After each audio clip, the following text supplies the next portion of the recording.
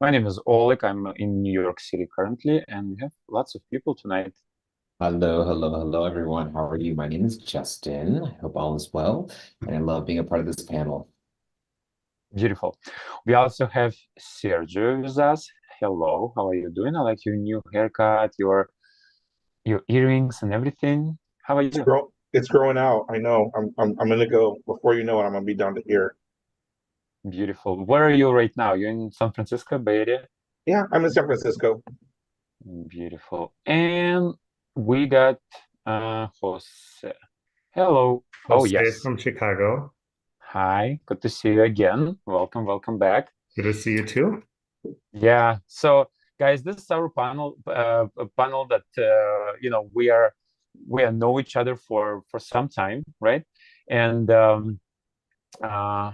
we never met in person. Maybe Justin and Sergio. I don't know. But anyway, we know each other for for quite a while in the polyamory community, and we created this polyamory chat back in the day. It was in a Facebook group, and the Facebook group was kind of limited space for us. Although we had like over 5,000 members there, which is great, but we decided to go switch to YouTube so anybody can join us and listen live or later on. That's going to be good. And I personally believe there is not enough representation for polyamory and people. Me personally, I discovered polyamory lifestyle about 3 years ago, and I wanted to say it was very hard at the beginning to find any kind of information. Uh, there's almost no events or meetups in person. Most of the events I found was online, was on Zoom. A lot of them were for straight people or bisexual, something like that. And there's only a few Facebook groups I was able to find for gay men, for polyamory gay men. And, we're here to help each other, to share our new, adventures, achievements, boyfriends, also some, events or resources. We can share what's going on across the country. Why not? You guys having a lot of fun there. I love it. So yeah, we hope you're gonna enjoy our stream, our polyamory podcast. If you're watching us on YouTube, please like this video, subscribe to this channel. We really, really appreciate your support, and you can share, this video with your friends if you think it's informative. All right, Jose, we're gonna start from you tonight. Maybe by me. Yeah, we talked to you last time, but we had a big guest, polyamory matchmaker from Chicago, and she was amazing. We had lots of questions. It was very great discussion. If you didn't see it, guys, you can still watch it on YouTube in the same playlist. Yeah, but now I want to talk to you, Jose. We know each other for more than a year, and we actually bumped into each other on similar broadcasts. And you said, you asked me a couple of questions about my polyamory meetups I was doing in New York City, and you said, I want to do something similar. Tell me more about it. Yeah, that was about a year and a half ago. Um, I Same situation that you were just talking about. Oh, like I was here and I knew one other person that was poly, and we started talking about like what resources are there, where's our community, where can we go hang out and meet other people that are poly, and I really didn't see anything like that, so I couldn't find it. Again, I did see one meetup that was for straight and bi folks, so I didn't feel comfortable. I went there once and I didn't feel comfortable there, so I decided to start asking people. And I joined some of the Facebook group, and I literally just started looking at who was from Chicago, and then I would message them and say, "Hi, do you have any resources around here, or who do you know around here?" And everybody was like in an island, so I decided to start putting together some I call it meetups, but it's not through meetup. It's like literally I created a Facebook chat, where everybody is, and then I just started planning gatherings. The first probably like the first five were at my place here, and the first one we just talk about being poly. The second one, we made it a game night, and I think at one point we were going to, I think like a year in, we were going to a bar, a gay bar that's close by, and they had trivia. So we were like the poly group that would win like every other time. So it was really cool to be able to create that sense of community Oh my and gosh. You being able.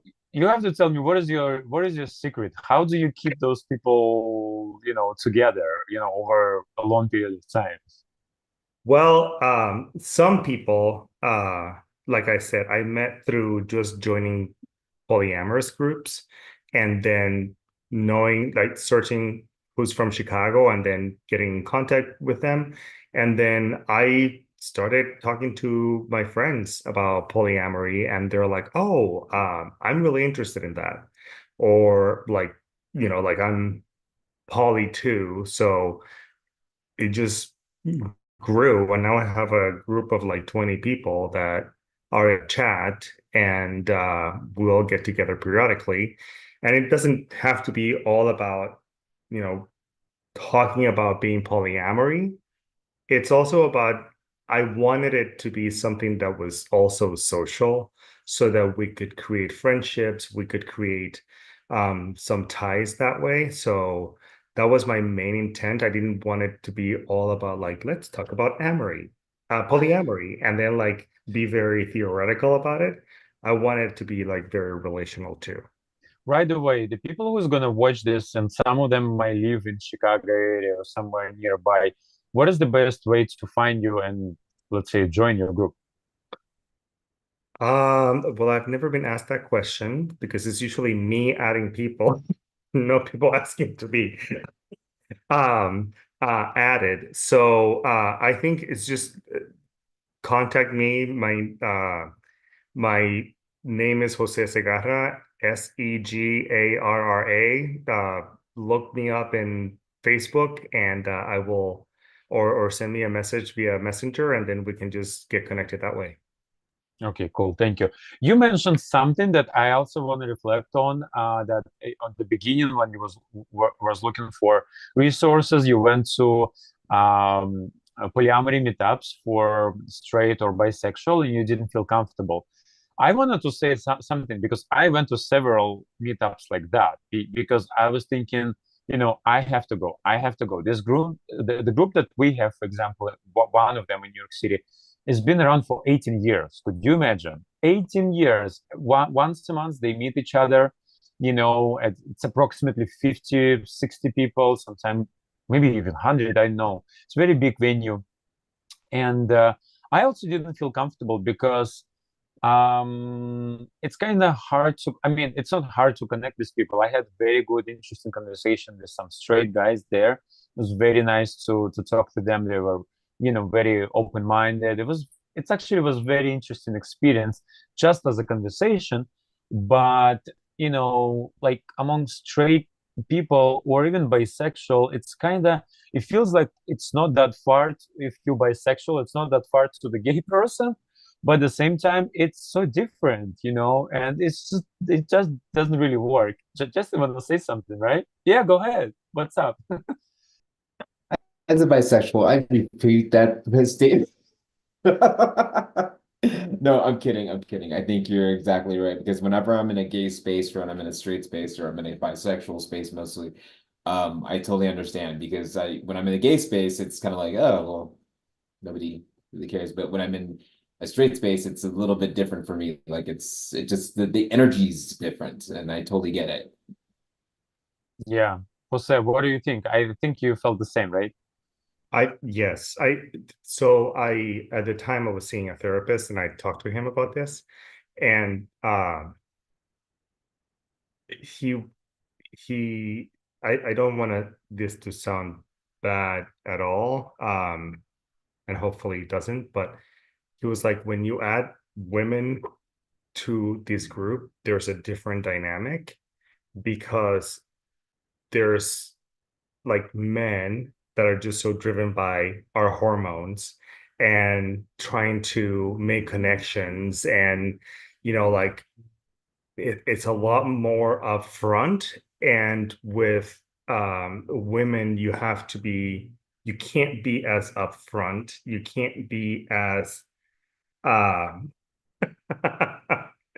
you can't be as direct, and that's how he's queer, but he like is married to a woman, so he told me that from his perspective, and I was like, I never thought about it that way, but like I feel like yeah, like I would have had a different experience if it was just men there, and it didn't matter if it was like queer or bi or gay men, like it would have been a very different experience if we were just men.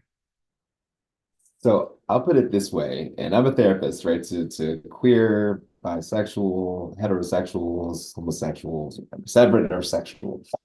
So some women are very direct. Some women just are direct. Like they know they're very direct.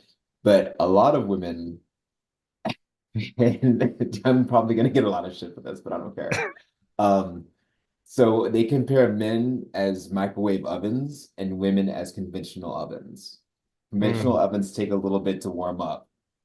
Men, you just hit a button and it's like bing. It's like I'm ready. But like a lot of times, some men aren't like that. But that's the comparison that was given to me. Yeah. But of course, there are some men and some women that do not operate that way. I have one more question for you, Jose, about your group that you have in Chicago. So you basically have every single time you have different kind of activities, like you're looking for new places to go together, new things to do, or you have some certain pattern that works well. Because I want to do maybe something similar here in New York. So I didn't want this to be like just me, like driven by me. So like I just had two people today post something like there's gay days at what is it, Six Flags Great America. So somebody was like, who wants to go to that next weekend? And like some people want to go to that. Other people want to go to another activity that I posted that I was like, hey, does anybody want to go to this? And then we get together that way. There are times that I am purposeful about, okay, so let's all get together, like this month, so we can talk and chat, and it can be a barbecue, it can be at a bar, it can be wherever. But there's just like different, it comes from like the grassroots, I guess. Like they also say, hey, I'm gonna have a barbecue in a couple of weeks, who wants to come? And then we all show up. I love it. I love it. You know what? I've never created a group chat. I was afraid it's gonna go like nudes and wherever, something like that, because I've seen those chats before. But I like it in this way. It's actually sounds very helpful, and I'm constantly monitoring what's going on in the city in New York. What kind of events, meetups, and something fun to do. And I think that's kind of cool. And it was very hard for me to message to every single person every single time individually, because over time, I was doing meetups for a year in New York City. So obviously it was more and more people, but it was hard for them to follow me, like to know what's going on, what's going to be the next event, meetup, where and what. And yeah, that sounds some and I some. have to say, if somebody is going to start doing this, or a group or whatever format it is, like be ready to kick people out, because I've had to do that twice. Let me reframe something for you, Jose, to give this kind of a little bit of a shape here, because I know you're going to talk about some of the difficulties. So Yeah. you started this conversation, this desire of wanting to put together a group about a year ago, right? So you started working on this for a year. What is the frequency of the time you guys are meeting these days?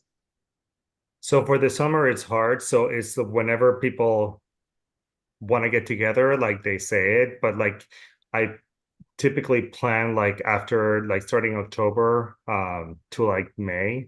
Got it. Got it. Yeah, then I like, okay, this month, like who wants to host, or like I can host a game night or whatever it is.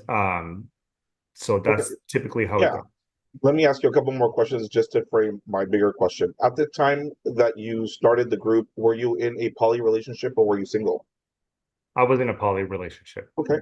So I guess where I was going kind of with this is what are some of the positives that you have come back now a year after starting with this that have like affected you like or your relationship in a positive way, and that will counteract to the other one, give you time to think of how to put it, what some of the challenges were. So it's a two-pronged question.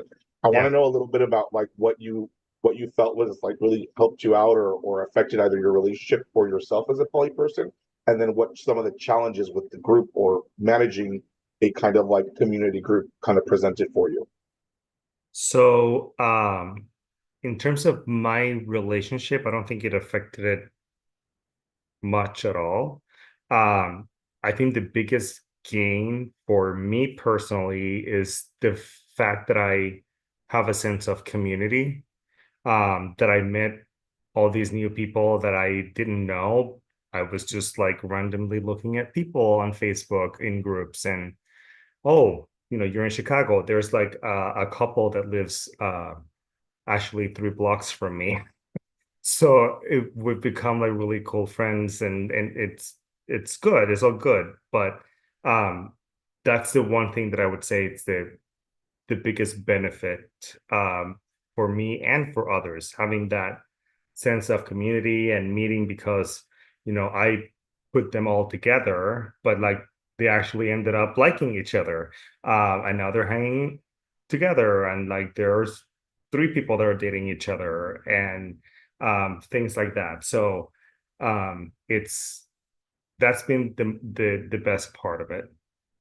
On the challenging side, like the one, what I was gonna say about all its question, somebody started making a lot of comments about somebody's physical appearance, and that wasn't cool. And when he was told not to do it anymore, he kind of like started getting very defensive and a little bit arrogant in the answers. And I was like, okay, you need to like be quiet from now on. Like, give it at least a week of being quiet, or I'm gonna kick you out. And then he got all offended and like all that stuff. And I was like, okay, you're out. This is not. I didn't come here to create, this drama. So like, you're just gonna be out of the chat. Yeah, And it was that's inappropriate for him to be saying things about somebody else's appearance. Um, so that was like the first thing that I was like, this is not right. I see. Well, thank you so much. I know you something about your personal life. You said there's some updates, some good news. I want to hear about that in a second. If anybody else has questions to Jose about his community, I was that person who was doing something similar in New York City.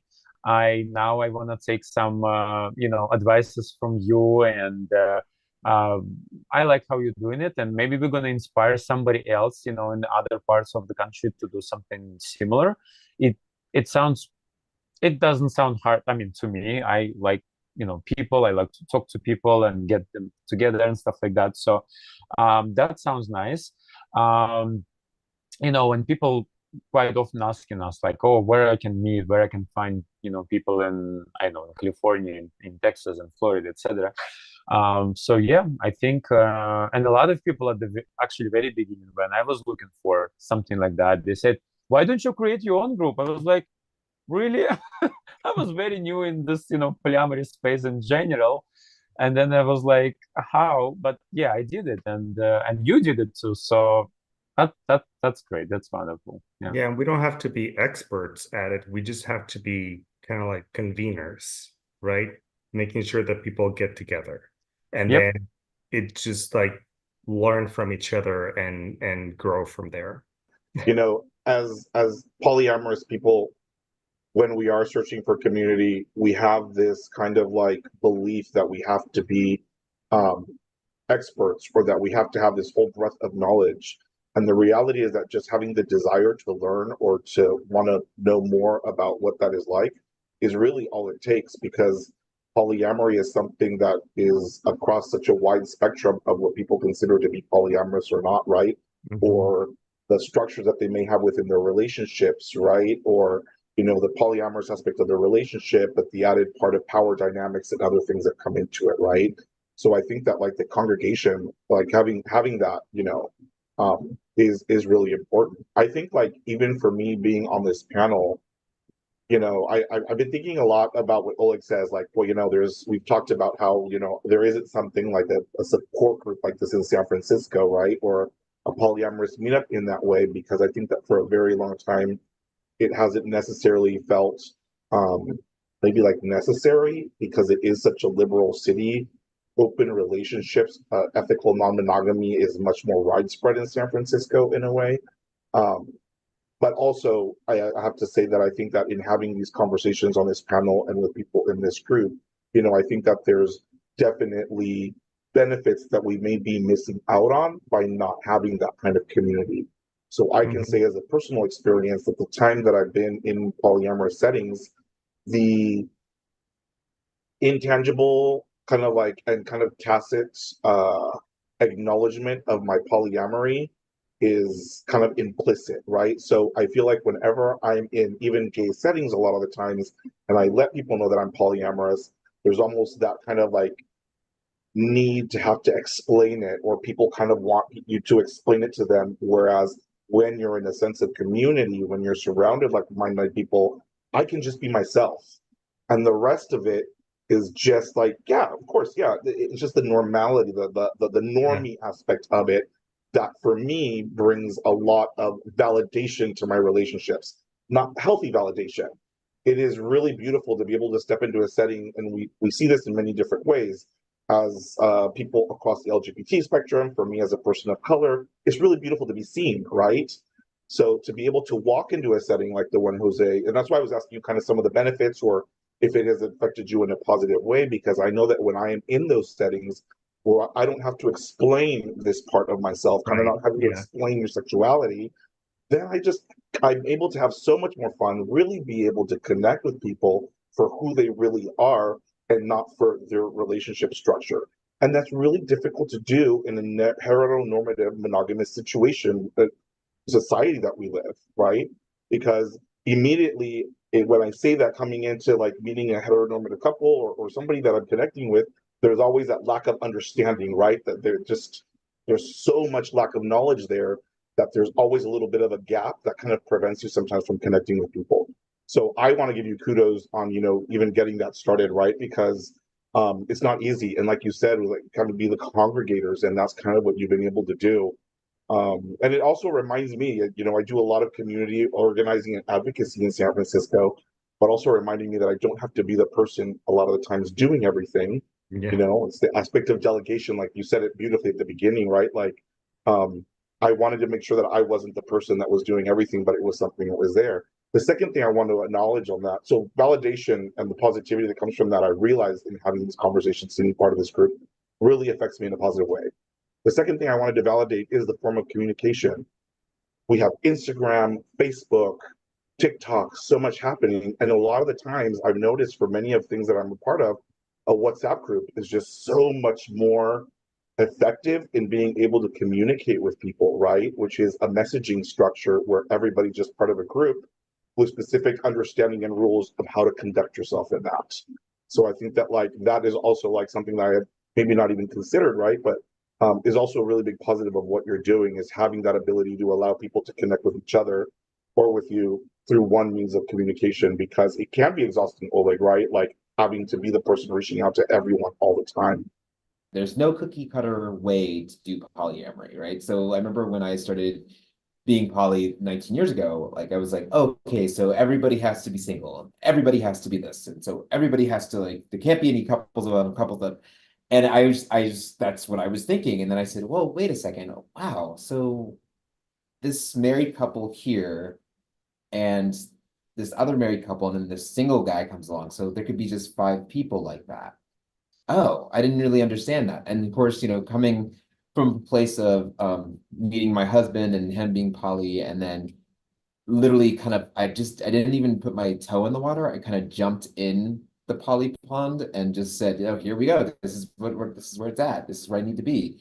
And now I have like 4 partners, right? 2 of which are married, and then one who's with us, and then we kind of all kind of came together and started dating each other.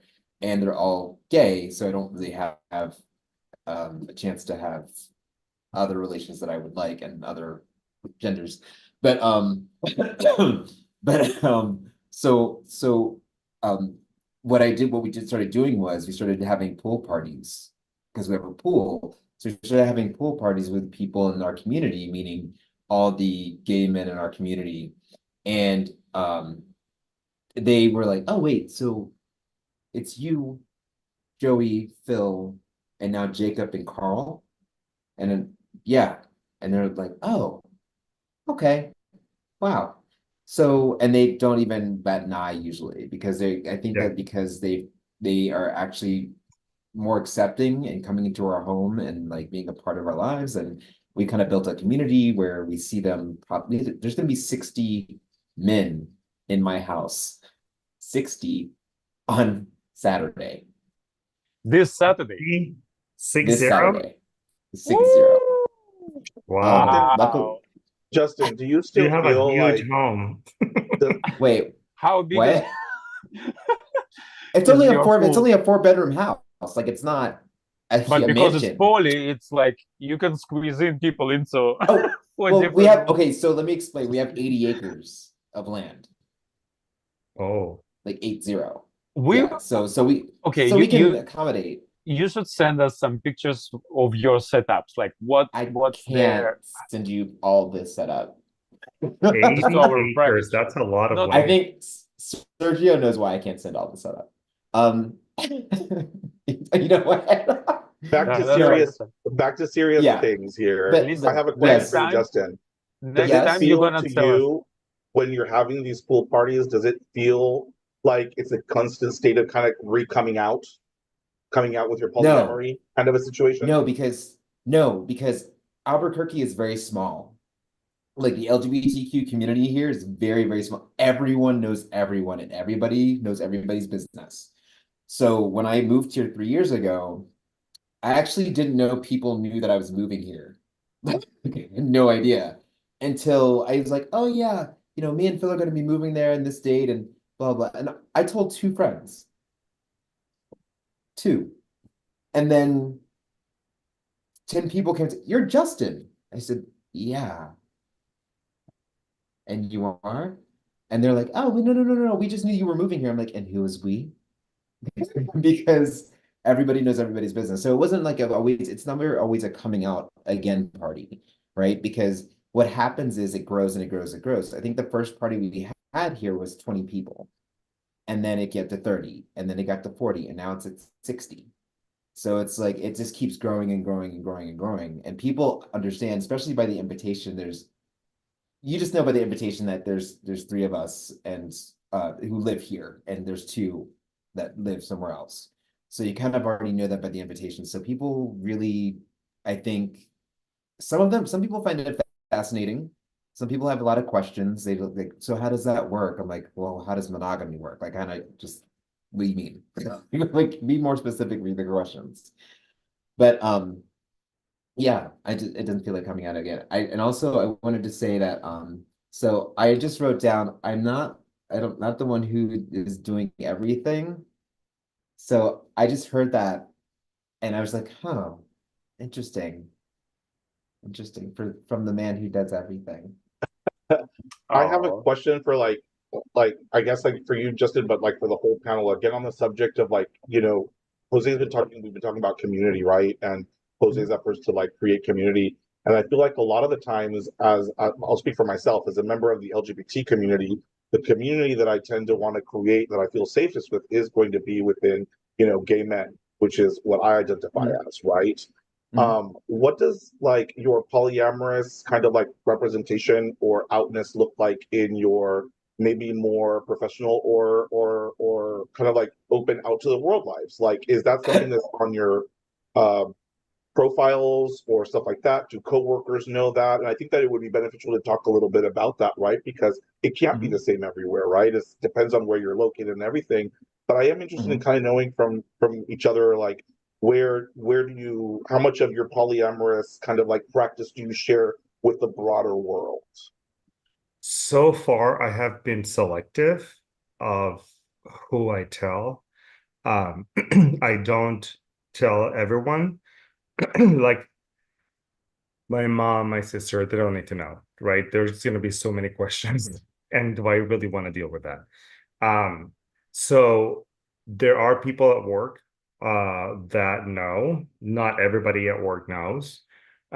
Just the people that I trust and the people that are closest to me, because I work with them, 5 days a week for 8 hours, and I'm constantly seeing them. So there comes a time when you feel like that level of trust, and they're like, oh, you said you were going somewhere, like who are you going with? And you're like, okay, well, I'm going with these two people, and you just have to explain.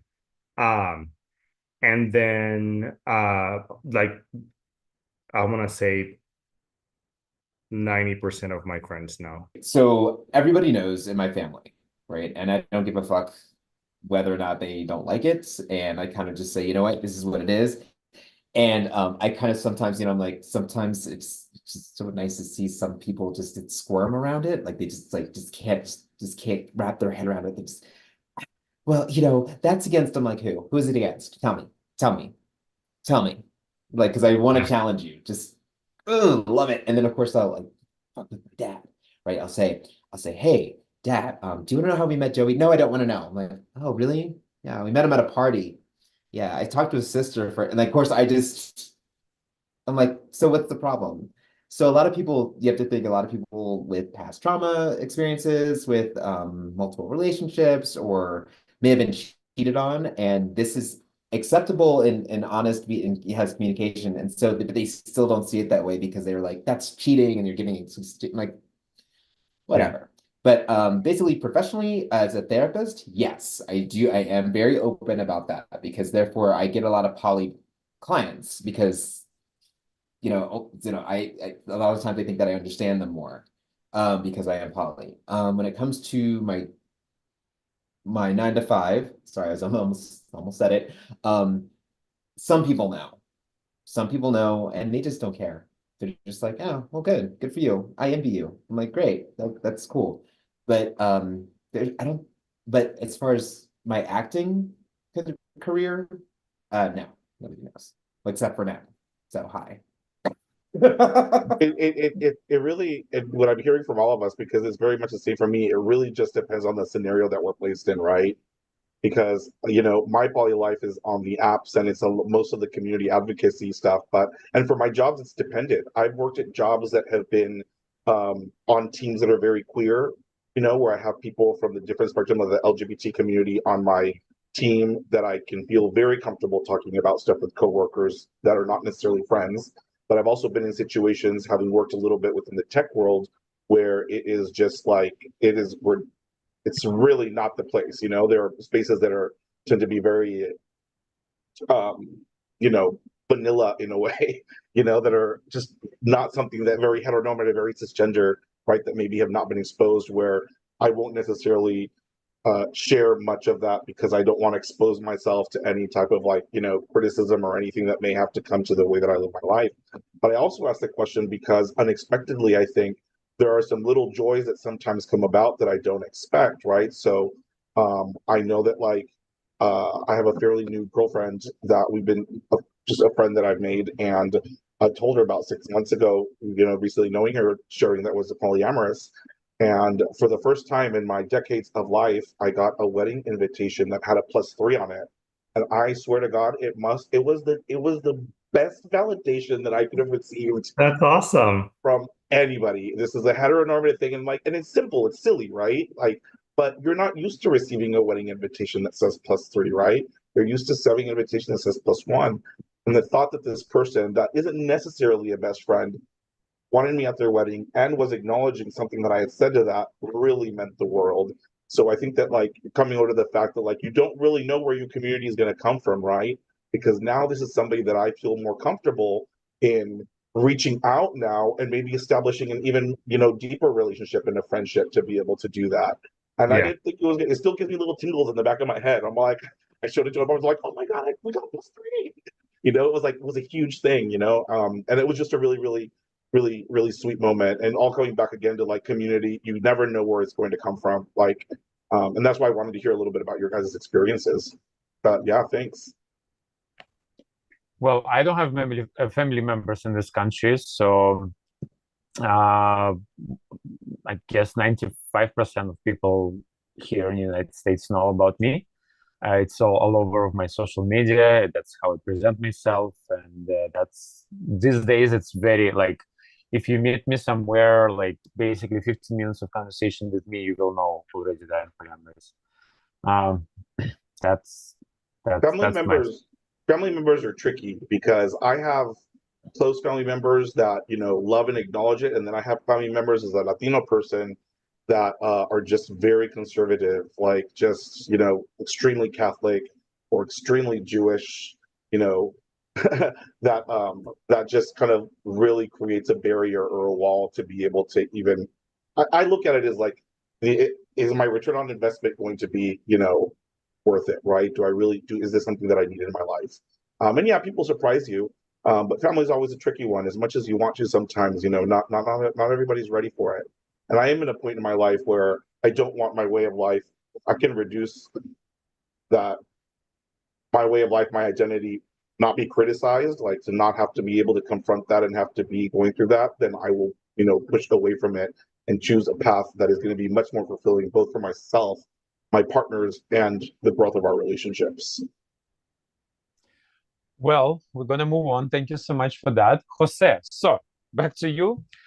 You said you have a new addition in your relationship. You got new boyfriend. Well, first of all, I don't even know how many boyfriends you had. What was your situation? Tell us everything. I've been with my first boyfriend. His picture is over there. That's why I look that way. Um, and he is married. He has a husband and he lives in Washington, D.C. And we have our careers are the same. So we see each other a lot in different conferences, or I have to go to Washington, D.C. quite a bit for work, or he has to come here for work. So we see each other quite a bit, or we talk on the phone and all that stuff. His husband doesn't want to have anything to do with polyamory, so he was like, all you, go ahead, be yourself, and I support you. So so that's like one area. And then this summer I met another amazing guy, and funny enough, I had met him as my waiter probably like 10 years ago. And now he lives half a block from me. So so he's newly into my life. So it's exciting. Were all of these people a result of you starting this group? No, Okay. no. You know what? It might be not directly, but I believe it is. When you start create the energy around, like everything starts happening. And your new boyfriend, he's polyamorous or no? How he? So it was all over my Scruff profile that I was polyamorous. And then like we started dating, and then I just wanted to have a conversation about that. I was like, you did see this, right? It was all over my profile. And he said yes, and that he was open to doing that. So he's been learning and asking questions, and Last night he was over here and he was like, telling me about an article that he read, and I told him about Polysecure and Sex at Dawn and the Ethical Slut and all of that stuff. So he's interested in all of that, and asking questions, which is all I can ask at this point. So I love it. Wow. I actually wanted to ask a couple of questions about your first boyfriend from Washington, D.C., because it's a kind of long distance relationship, and we get in this question pretty often here on the chat, and even tonight too, like when people live in the different neighborhoods of different states, how to manage that. If you can give us a couple of words, how do you guys manage a distance? Well, like I said, we are in the same industry. We see each other through professional conferences or places that we have to be. I was just with him earlier in August because we were at the same conference. So we were there like 5 days together, and I need to go to DC next month. So of course I'm going to see him. I have to go there a couple of times actually. So I have to see him along the way. But my boyfriend here is going to go with me to a wedding in Delaware. So like it's like all kind of like around each other. So we'll see. I'm sure at some point they'll meet, and it'll be fun to have that. Wow. Well, thank you so much for sharing that. It was a lot of inspiration. I can see just from our chat, because we have lots of people right now on the call here. Fine. But Okay. Eric asked, great Okay. conversation. Honestly, I'm shy. I'm trying to figure things out. If this is for me or not. I'm a single guy seeing a guy who is polyamorous. I am in a very rural country, which poses a challenge in my exploration and self-discovery. I think it's New Hampshire or something like that. Yeah, I right? think it's like, yeah, I think it That's means what like it's countries mean. in like Right. rural part of New Hampshire. Well, there is several parts in this question I see. First of all, I'm shy and I'm trying to figure out if polyamory for me or not. Well, that's the question number one, right? Well, you don't have to rush anywhere, and you can be part of this chat or polyamory groups or Facebook groups, or you can read the books, videos, you can talk to people, or whatever the best works for you. It might take you a couple of months, a couple of years to figure out if it's yours or not. That's totally fine. Yep, go ahead, Justin. I find that, I'm sorry, this is just me and I'm not speaking for anybody else on the panel, okay? Yes, I think Oleg has it correct. You want to definitely read and educate yourself on it, because you're kind of like, if you're going to come into this life, because I don't like calling it a lifestyle, but it's a life, you're going to have to be a little bit more educated, especially when it comes to jealousy, especially when it comes to envy, certain things like that. You're going to have to be kind of have a different mindset going into it. And when you start doing the work for yourself, then it comes out, right? I mean, like it's a little easier. It becomes a little easier. But I honestly first start out not reading anything. This is just my opinion. Sit by yourself. Take like 15 minutes by yourself in silence and just think about, what do you think polyamorous is for you? Meaning, when someone asks you, what does that look like for you? Just sit in silence and think about what it looks like for you before you even read a book, and then read a book and say, maybe this is not what I pictured it to be, because it never is.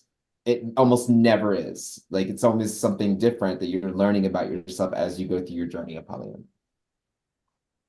Then you also said that, oh, Sergio, yeah, go ahead.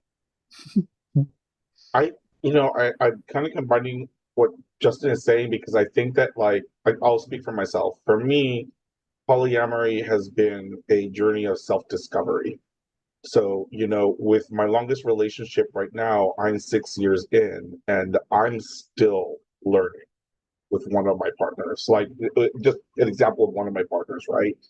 Um, I think like my concept of what polyamory is for me has changed over time, because I think at the beginning I had a lot of examples that now that I've read and educated myself weren't necessarily the best examples. You know, something as simple as maybe somebody who had an open relationship and maybe thought they were polyamorous, but weren't really, in it for the emotions and the feelings and the relationship and the romanticism is. So there's a lot of there's a lot of in this journey, Eric, as you go through it, there's going to be what you consider a lot of misses or something that didn't work out or wasn't quite there. And that's kind of where that self-discovery goes, right? Because as you go through the process of learning what works for you or what doesn't work for you, um, with regard to polyamory is one thing, but the self-discovery aspect, again, I'll go back to being a Latin man. I lived in Guatemala for about 20 years. For 10 years, I did my high school and college down there. I realized in my journey through polyamory that there was a lot of things that I had to learn and unlearn as well, right? So, Dr. Terry Smith over there mentioned, jealousy, and what is jealousy? How does that work? Where does it come from? How does it affect me? How do I want to present myself with regard to that? So it's a lot of like personal work that you do, that even if at the end of your journey you decide that polyamory isn't for you, if you've done that work, you walk away with a lot of wins and a lot of learnings that you can take into any relationship that you have, right? Like, my polyamorous life has even allowed me to have better communication with my best friends, you know? Like, so there's a lot of self-discovery and really beautiful things that you can discover on this journey, even if at the end of it, it is something that you decide that isn't quite going to be for you. Well, and the second part of your question was that you are seeing guy, right? You're single. Well, you said you're single guy, although you're seeing a polyamorous guy right now, which is great. Well, first of all, you don't have to be a polyamorous, to see another polyamorous person. You could be still in monogamy, totally fine, as long as you want. If you already see a polyamorous guy, he could be a resource for you for some information. I'm sure you had some conversation just around polyamory, a topic in general. And if you have concerns that you in a rural, like you asking us that you in a rural area, meaning that you cannot meet other people, like you have a limited, ability to meet somebody else. Again, you don't have to rush or run anywhere to find somebody. And like Jose just made a great example, and he shared his story that he's seen a guy that lives in a completely different state that also work, and I was seeing guys that lives in other parts of the country that works too. So it doesn't really actually matter where you live. It's as long as you willing to make connection with the new people. Michael says, I agree with this. I agree this is a great conversation. I've been in a poly relationship for 2 years now. He has a husband. I'm wondering if anyone is in the same boat or feels that that they are compared to their current husband. I know this sounds confusing typing this out. I want to speak, but I'm very shy and I have a lot of questions. I'm sorry, where I live, there isn't anyone around me that is in the same relationship as me. Then he goes on to write, my partner's husband is not into polyamory. So we are in a V-poly relationship, but I'm not with his husband, but we spend holidays together and hang out together. So it sounds like Michael is sharing that perhaps there are situations in which he might feel like he's compared to his husband. Would that be to his partner's that sounds husband? Yeah, that sounds like he's yeah, what you said, that he feels like maybe sometimes he's compared to his husband.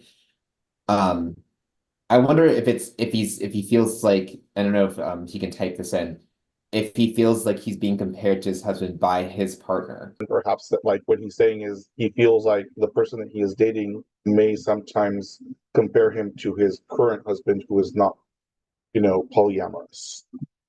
Like I said, I've been in this relationship for 2 years now, and The guy that I'm with, I kind of have things that him and I are interested in. Like, we're both into nudism, we're both into leather. So like we enjoy these kinks with one another. But his husband isn't into that at all. So we'll do stuff like go to leather events, go to nudist events. We went gay naked camping a few weeks ago for 10 days. And the way I'm saying about being compared is, so him and his husband aren't very sexual, and we kind of are, but we haven't gone further into our sexuality. And sometimes I'm like, okay, what am I? Because I'm supposed to be the guy that's kind of filling the void that you're not having with your current husband.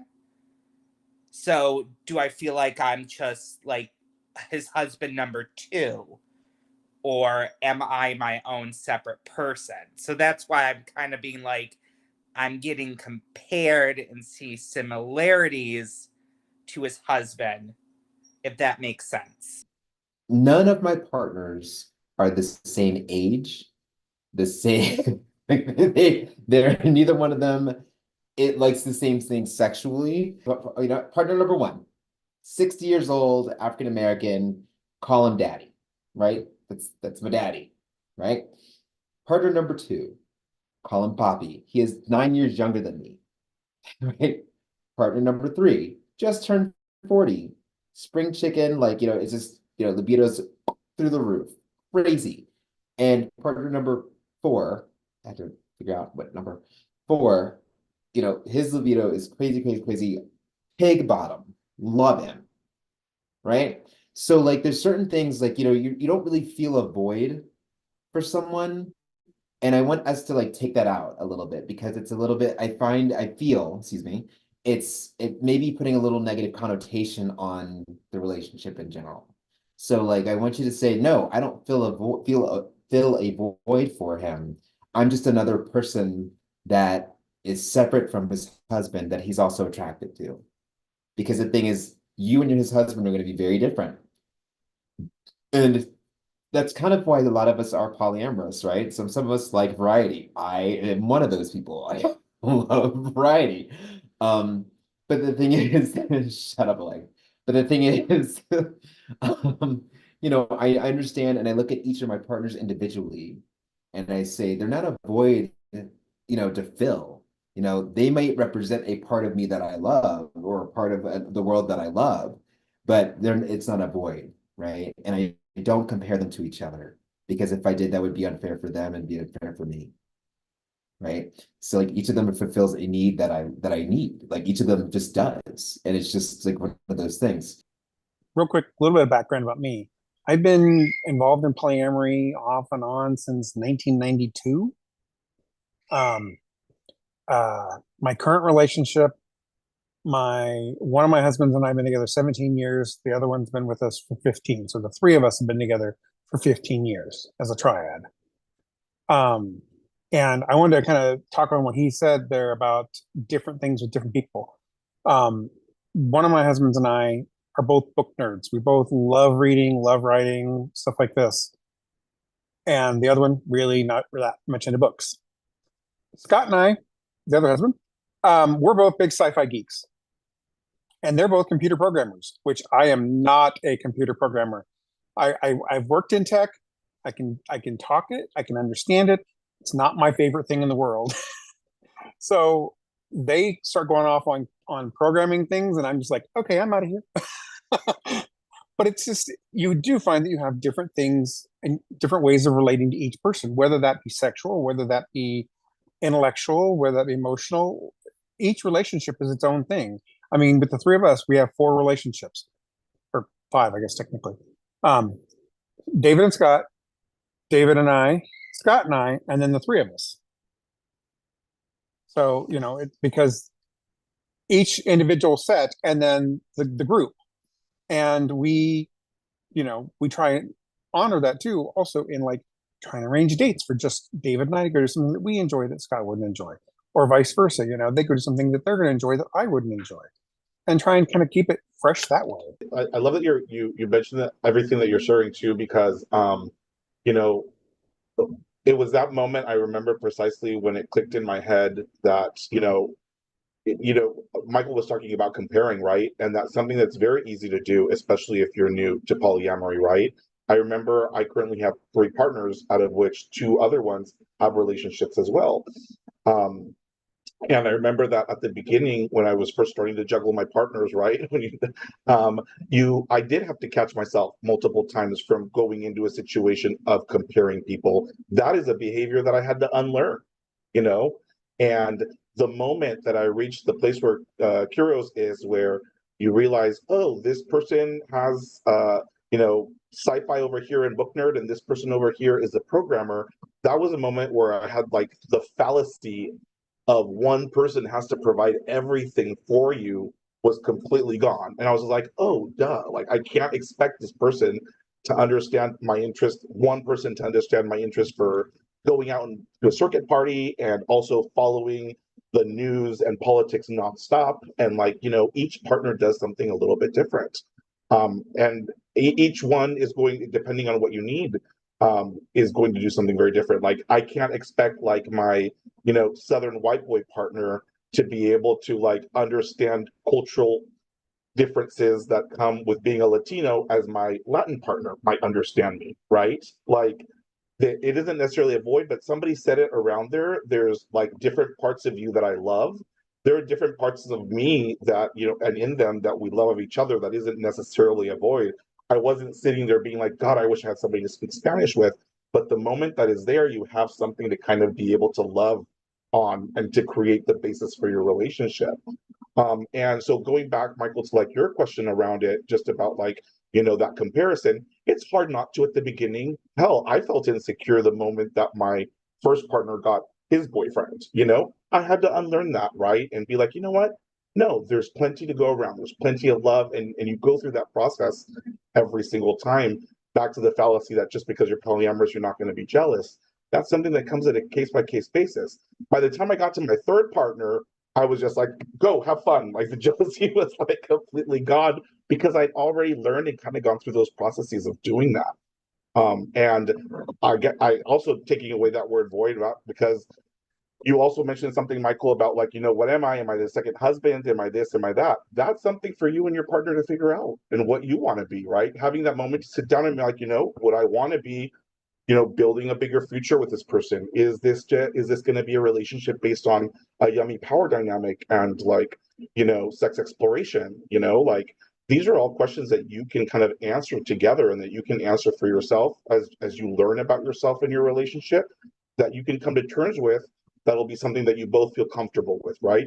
And that's where the part of the ethical non-monogamy kind of comes in, right? Is and going back to what Eric was also asking a little bit earlier, being in a very rural place, right? Is learning how to do polyamory. The best thing you can do is continue to grow and learn how to do polyamory in ethical ways, and having the conversations and having the difficult conversations, but also celebrating the small successes. Congratulations on being in a poly relationship for 2 years. That's no small feat. It's a lot of work. So I congratulate you, and so that's something also we forget to do when we're in these situations, is also like forget to like just celebrate our successes, right? Like, I should be celebrating this that I'm doing. Already 2 years in, you have a lot to celebrate, and congratulations. I love to hear that. A lot of the times I've never left out. I'm never that person that's left out of anything, because I feel like I'm always the glue that keeps my relationships together. Like, I'm always the communicative one. Shut the hell up, Sergio. And I'm always like kind of like the hook. Like, okay, 3 minutes left. Okay, I'm kind of like the hook, like that kind of brings people in. So, or the flirt, whatever you want to call me. So the thing is, but when I see my partner, so there, I have 3 partners that are from New Mexico, and if you know anything about New Mexico, it can be very. A lot of times people here can believe in a lot of suspicious things, like some people believe in Sasquatch, or they believe in skinwalkers. And so a lot of the times you get that. And so when they get together and like, I kind of just, I'm kind of like, I don't really believe in that. I just don't believe in that. And then my husband had to come in. He's like, yes, honey, because you're a scientist. I'm like, I'm a scientist. He's like, yeah, we both have our doctorate degrees. So we can talk science all day long and logic and formulas and theories and all those other things. But like, I can't talk with them about them because I'll be like, oh, that's nice. That's good for you. So it's kind of like, yeah, I understand completely. Like certain partners, sometimes that happens, like, and especially when you have more than three, sometimes you'll find you're like, oh, I'm closer to this partner when it comes to this, or I'm closer to this partner when it comes to this. And that's okay. And it's okay to accept. Sergio, what you were saying, I literally wanted to cry because we just this past June, both my partner and I said I love you to one another. And I've loved the man since I first met him. I had him listen to a song because I couldn't say the words. And then he said I love you back, and I just like broke down into tears. So we just have like this huge connection. And when we were at this gay naturist retreat, there was a guy that came up to us saying, I can see 20 more plus years with you guys together. And I'm not just saying it to be kind and honest, I'm being blunt. I can see it in your guys' eyes how much you care and love for each other. So that made me happy. But then my partner's like, I'm 61. In 20 years, I might be dead. And I'm like, thanks. That's really nice of you to say. But Those moments of validation, like somebody walking up and validating your relationship, feels so good, don't they? Like this happened to me before. One of my partners, again, one of my partners really likes to go out and dance. My partner, like my other two partners, not really into it. And when we go out, every once in a while we'll get a comment of like, wow, you guys are really connected. Like, look, you're having a blast, right? And those little moments of validation are really special because you don't realize that you need them, but deep down we all want a little bit of like healthy validation, right? And we want our relationships to be seen as good as any other kind of like heteronormative, kind of a relationship, right? Or monogamous relationship. So no, I totally understand that. I'm glad. Like I said, celebrate those successes. They come in, especially in polyamorous journey, they come in sometimes we don't even notice them, and it makes it all the more special. It kind of reminds you that you're not necessarily you're on a good track. You're on a good path. Well, thank you so much. Thank you everybody who participated in our chat tonight. If you're watching us on YouTube, please like this video if you think it was informative, it was helpful. Subscribe to this channel, and we're definitely gonna see you on the next part. You can leave your comments below. We're gonna answer them on the next episode right here, and we will see you on the next video. That's it for tonight, and bye bye.